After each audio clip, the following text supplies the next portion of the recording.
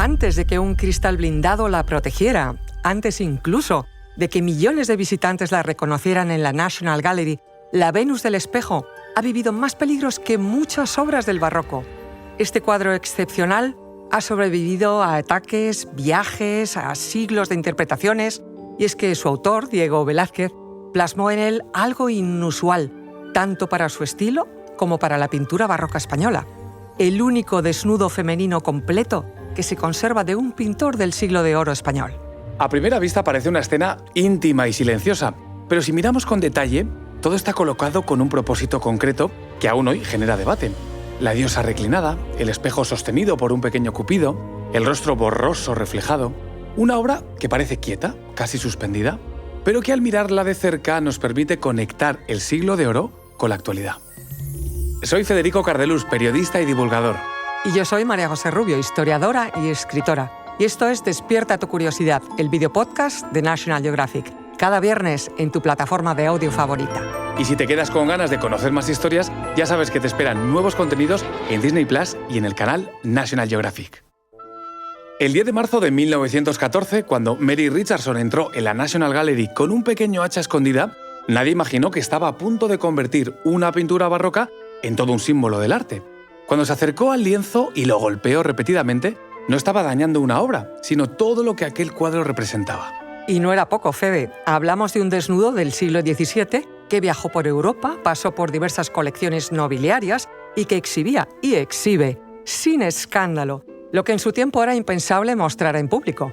Todo esto que hemos contado es parte de la historia de la Venus del Espejo. Pero antes de llegar hasta aquí, debemos conocer quién la pintó y cuándo se pintó. Y su nombre seguro que te suena. Hablamos de Diego Velázquez, nacido en Sevilla en 1599 en una ciudad de gran riqueza comercial, conectada con el resto del mundo gracias a su puerto. Su carrera como pintor comienza en el taller de Francisco Pacheco, un artista respetado y con excelentes relaciones en círculos intelectuales y eclesiásticos. Con él, Velázquez afinó su técnica, rigurosidad y sobre todo logró que se le abrieran nuevas oportunidades. Pacheco se convirtió en su suegro y fue él quien primero promovió a Velázquez en los ambientes cultos. En su primera etapa como pintor en Sevilla, Velázquez empezó a destacar por una observación del entorno muy precisa.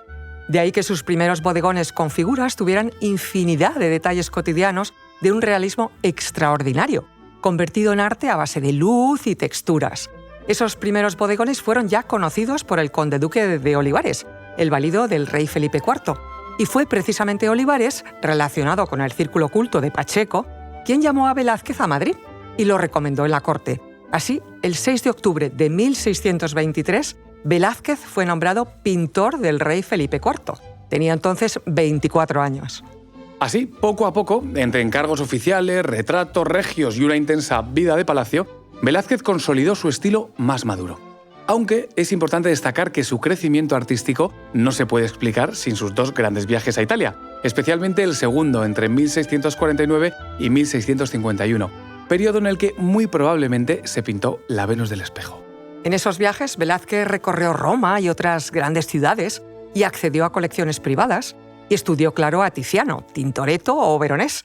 En ese recorrido por la trayectoria de grandes artistas, observó cómo el desnudo se trataba de una forma mucho más abierta que en España.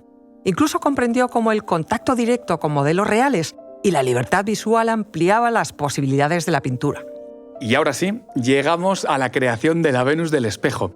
Alejado de la España rígida y sometida a estrictos criterios morales, se cree que el cuadro pudo pintarse en Roma o quizá justo después de su regreso a Madrid, lo que nos permite entender que se creó en el entorno de mayor libertad creativa que Velázquez vivió. Y si rascamos un poco en los documentos, encontramos que la obra nunca apareció exhibida en entornos públicos, sino más bien reservada a espacios privados e íntimos. La composición del cuadro, incluso al admirarla hoy, resulta sorprendente. Venus se encuentra recostada, ofreciendo su espalda, y es precisamente esa curva suave la que marca toda la estructura del cuadro. No hay joyas ni nada ostentoso, no hay cortinajes. Es una figura íntima, cercana y cargada sobre todo de misterio. En la misma escena también observamos a Cupido, quien sostiene un espejo que refleja el rostro borroso de la diosa. Un reflejo casi irreal, como si Velázquez evitase la identificación de la retratada. Y ojo, porque ese espejo tiene más detalles de lo que parece. Nos permite ver el rostro borroso de la Venus, introduciendo distancia y ambigüedad. Velázquez juega con el espectador para que no la observe de forma directa. Un recurso, si lo pensamos, bastante más moderno de lo habitual en el barroco español de la época. Ofrece distancia y, sobre todo, una sensación de estar viendo algo que no debe ser visto. Y un detalle muy importante. Los estudios técnicos más recientes han demostrado que Velázquez modificó varias partes del cuadro en el proceso. Por ejemplo, la cabeza de Venus, el brazo, la posición de Cupido, correcciones que nos desvelan una obsesión por el equilibrio y una enorme voluntad de precisión. Algo que, por cierto, no siempre vemos en otras obras de Velázquez. El cuadro permaneció en colecciones privadas españolas hasta el siglo XIX. Perteneció primero, durante el siglo XVII, al Marqués del Carpio, también valido de Felipe IV, y uno de los más grandes coleccionistas de arte de su tiempo. Y de ahí pasó por herencia a la colección de los duques de Alba. Con la Guerra de Independencia, muchas obras cambiaron de manos o terminaron saliendo del país. La Venus del Espejo no fue una excepción. Se cree que salió entre 1808 y 1813 por ventas, robos o desplazamientos no documentados. No se sabe exactamente cómo. Lo que sí sabemos es que en 1813 acabó en Inglaterra, adquirida por el coleccionista John Morritt, quien la instaló en Rokeby Park, una ubicación que le prestó el título por el que fue entonces conocida, de Rokeby Venus. En esta casa inglesa permaneció durante décadas y allí fue admirada por visitantes y especialistas hasta que en 1906 fue vendida a la National Gallery de Londres. La incorporación en este museo ayudó a fortalecer el reconocimiento de la Venus como una de las obras capitales de Velázquez, pero sin embargo no fue el momento en que se catapultó la obra a la fama. El ataque sufragista de Mary Richardson en 1914, con el que hemos empezado el episodio, fue el que puso a la Venus del Espejo en el mapa. Armada con un hacha, dañó el lienzo en señal de protesta por la detención de Emmeline Pankhurst. Aquel gesto convirtió el arte en una herramienta de reivindicación social.